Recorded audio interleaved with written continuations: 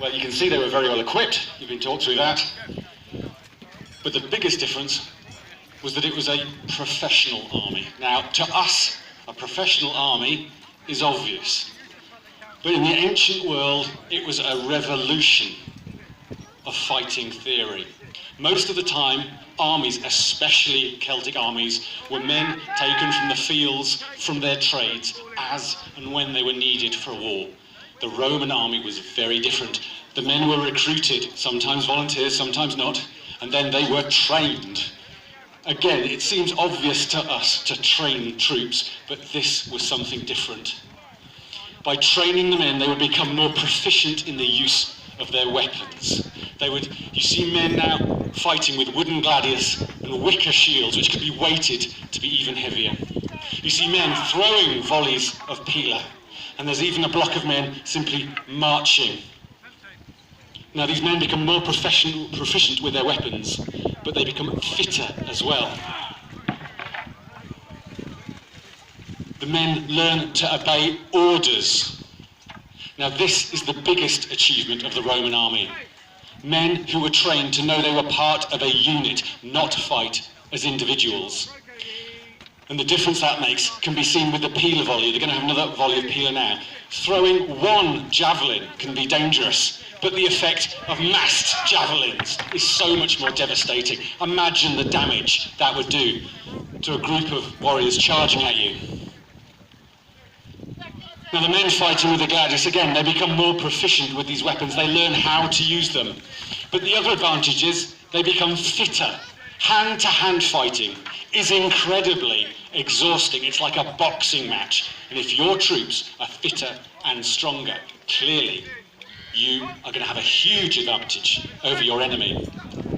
Celtic warriors were individually very brave, but Celtic commanders could rarely rely on their troops. Roman soldiers had to do what they were told, when they were told. Discipline in the Roman army could be lethally savage. We'll come to that later.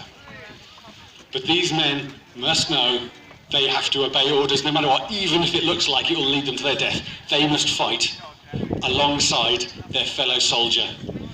The commander has to know they will do what they are told, when they are told, and you will see in some of the formations today how effective that becomes.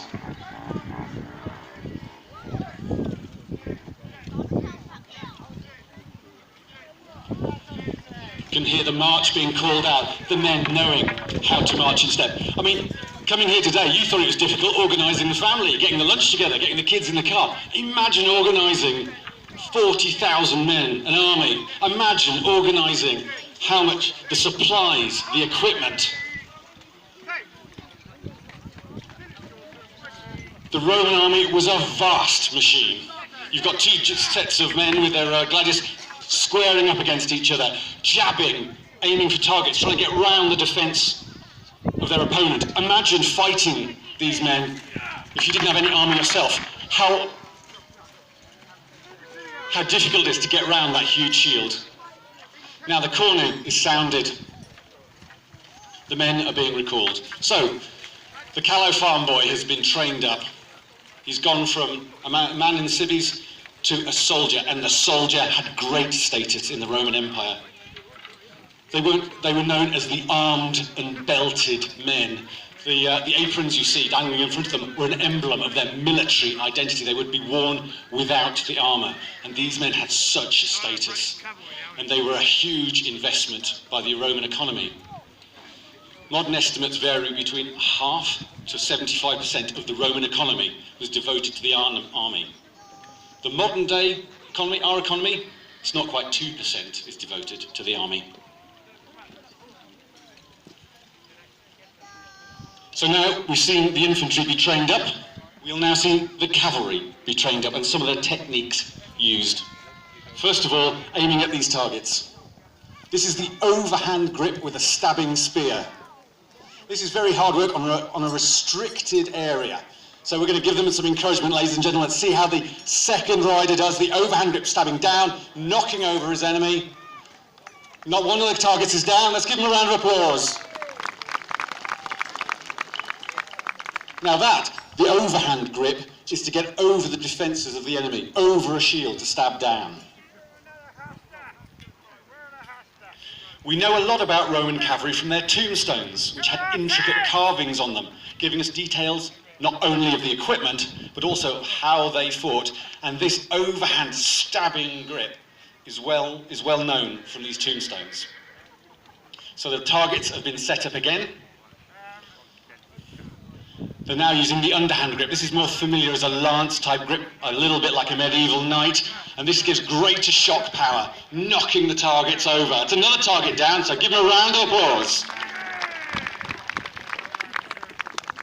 Second rider, the target is replaced. Second rider prepares himself. He begins his run, lance comes down, the hasta comes down, and 2, ladies and gentlemen. Now, as much as the men are being trained up here, the horses are being trained up. No horse wants to charge into battle. They have to be turned into warriors too. Now, we know there were a variety of weapons available to the cavalrymen. You've seen the hasta, the stabbing spear being used. Now they're using javelins. These are practice javelins with soft heads, because again, we're training. Now, the idea of the javelin is to allow the rider to ride past his enemy with minimal contact. One hit, close. Give him a round of applause, this is really hard.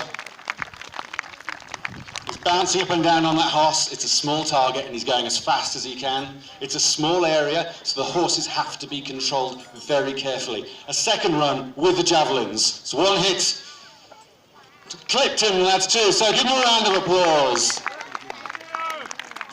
The idea of the javelin is to inflict damage on the enemy whilst still being out of reach. Another run with a practice javelin.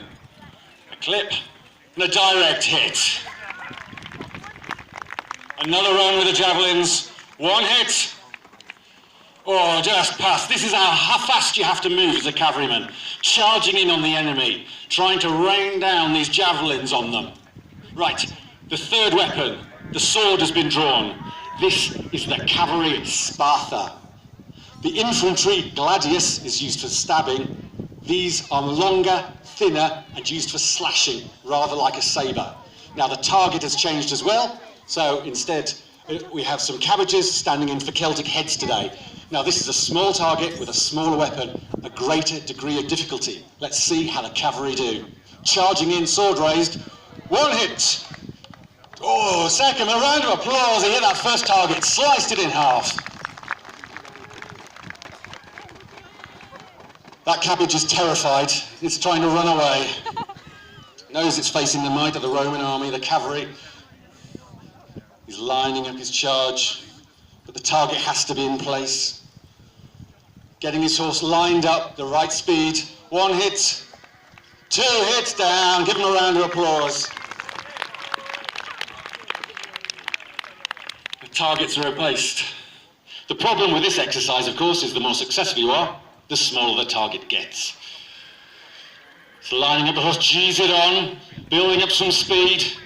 One hit, 2 hits, ladies and gentlemen.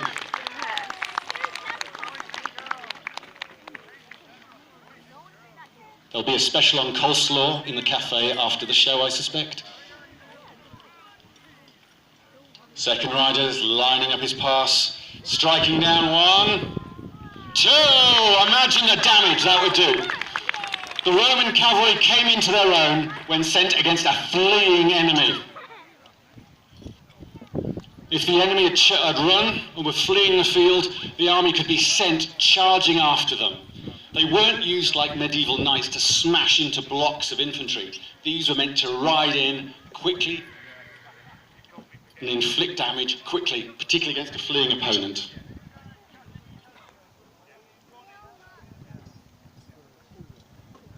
Centurions consulting with the cavalry. What's the next training exercise they'll go for? As I said, the horses are being trained up as well. No horse wants to go into a battle. Horses are scared of the shiny armour, of the noise, the shouting. They have to be trained up too. So I think this is going to be a pass cavalryman against cavalryman. This is a great favourite of displays.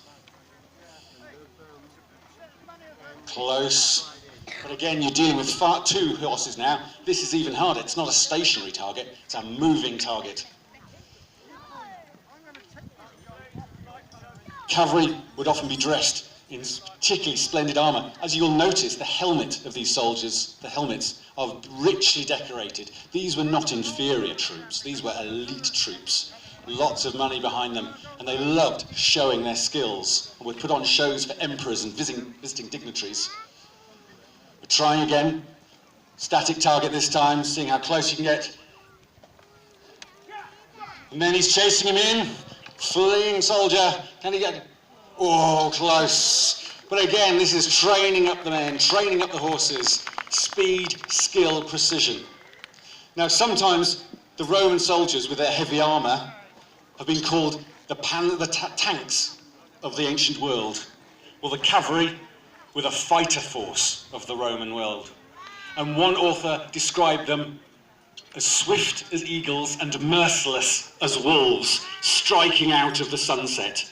So can you imagine the terror these men could inflict upon an enemy, charging down on a camp, charging on a fleeing enemy, thundering after them? Give them a round of applause, ladies and gentlemen. It's Roman cavalry.